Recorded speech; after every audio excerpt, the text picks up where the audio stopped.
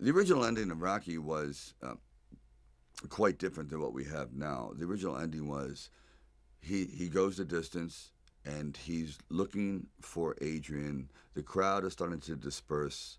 1 minute after the fight, yes, he did a noble thing, but time moves on. The champion is carried out of the ring, and Rocky starts to meander through the crowd. He eventually gets to the curtain. He pulls back the curtain at the back of the arena and sees Adrian, and she gives him a slight hug, and he picks up this small pennant like a flag, and hand in hand they start to walk back to the locker room. There's no one talking to him anymore. There's just trash strewn everywhere, and it's just see these two solitary figures moving off into the distance, off into being anonymous forevermore. But they just had that moment, and all he could think about was how much he loved her and just getting back to his life again, the real life.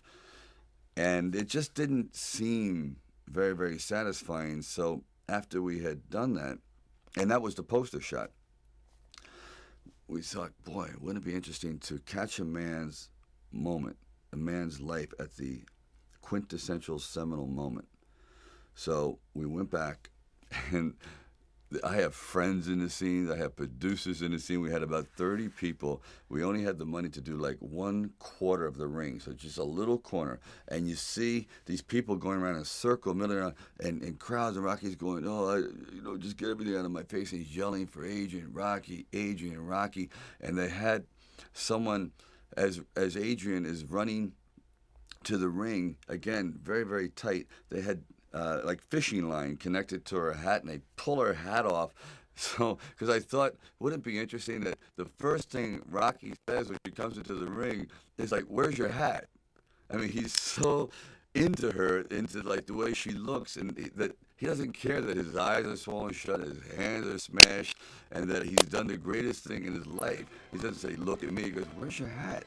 And he's like, "I love you." He goes, "I love you too." Yeah, I mean, the visuals working, the sound is working, the body moves are all coming together at this absolute peak. And right there, when I embrace her, I was sitting with John Avildsen, and we froze right on the single frame when he is looking elated and he has her in his arms, and it's just this look of ecstasy. And the next frame, it went like, uh, it just deflated. I said, there it is. From that moment on, it's all downhill. I mean, how we all hit this absolute maximum of elation and celebration, and that can only be sustained for like just an infinitesimal moment in time. And if you can you imagine how great it would be just to freeze on that moment? And that's how we froze Rocky. That the original Rocky, he went out at the height. His life will never be more rewarding or more important or more valid than that second. And it was a very very difficult thing to do. I've been trying to do it in films ever since, to bring all those three elements together at the exact instant is it was like a minor miracle.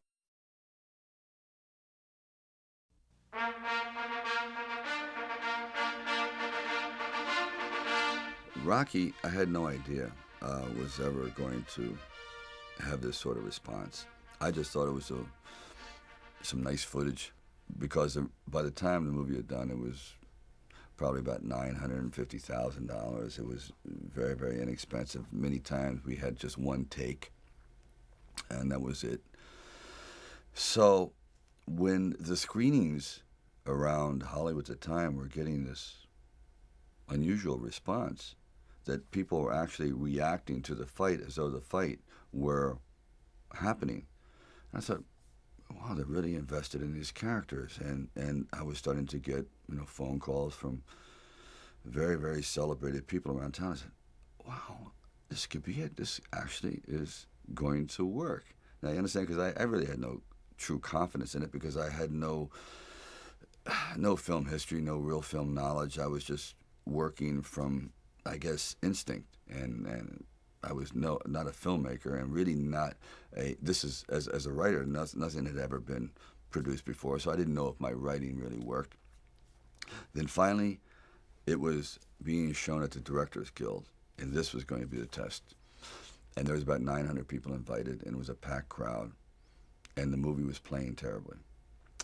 My mother was sitting next to me, and the laughs weren't coming where they're supposed to, and the fight itself seemed to be listless, the response was, and I sat there as everyone filed out of the theater, and I couldn't believe it. I said, Ma, I really blew it. It was all like, I don't know, it was nice while it lasted, but I guess when you get down and you show it to the big boys, they're just not buying it.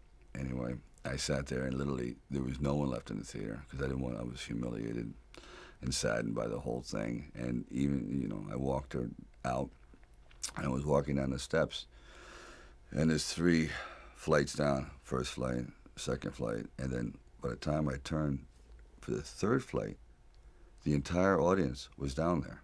There was 900 people waiting, and they started to applaud, and I mean truly applaud. And I said, "How could you doubt me, Mom? I'm shocked." And it's like I just completely came apart. And so there'll never be a moment like that ever. I mean, I truly was over. I said, "This is it. I'm just gonna, go back home, take my dog, and go back into, trying to eke out a living." And they were all there. And they responded in a way. It's like, I don't know if that's the way they did things in Hollywood, but they saved it up, and I'll never get over that moment. I just looked at all these people, and they were applauding. And it's been all downhill since. Rocky never expected to win. Never. He knew it. He was that much of a realist, and I admired the character for that, because so often I had gone to fight films or sporting films. Yes, we're going to go out there, we're going to knock him out, you're going to win. I said, no, because I'm not going to win. I'm going to get destroyed. But if I can just be lucid, if I can still be standing on my feet, you know what? Then life isn't so bad. And I think, again, symbolically, at the very end of our lives, if we can still say, we were never humbled, we were knocked down, but we got up, and I can say, I lived life with integrity, and I took all the blows, as the song says, and I still prevailed. I think that's a good epitaph for anyone, and that's what I tried to capture in this film.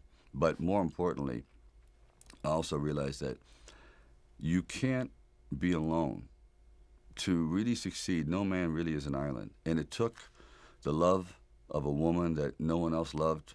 It took even the befriending of her brother, who no one could understand, but they gelled together. And Rocky brought this whole group, and with Burgess Meredith, and together they were like individual pieces. But together they made a whole entity, a whole person. And I think, personally speaking, that's happened to me too. When you find the right components in your life, the right people that gel with you, then you feel as though you're invincible. It may be a fallacy, but you at least feel as though you can take all that life has to dish out. Okay, watch this now. Muhammad Ali and Chuck Wepner. Watch Wepner with his right hand where he hits Ali, right by the heart. Just watch for the punch. There's the left hand that sends him back. Now watch this punch. Bang! And it caught Ali by total surprise. Watch it again. Watch it again. Bang! He catches him. Ali turned. It caught him just by the rib cage, right next to the heart. That can surprise.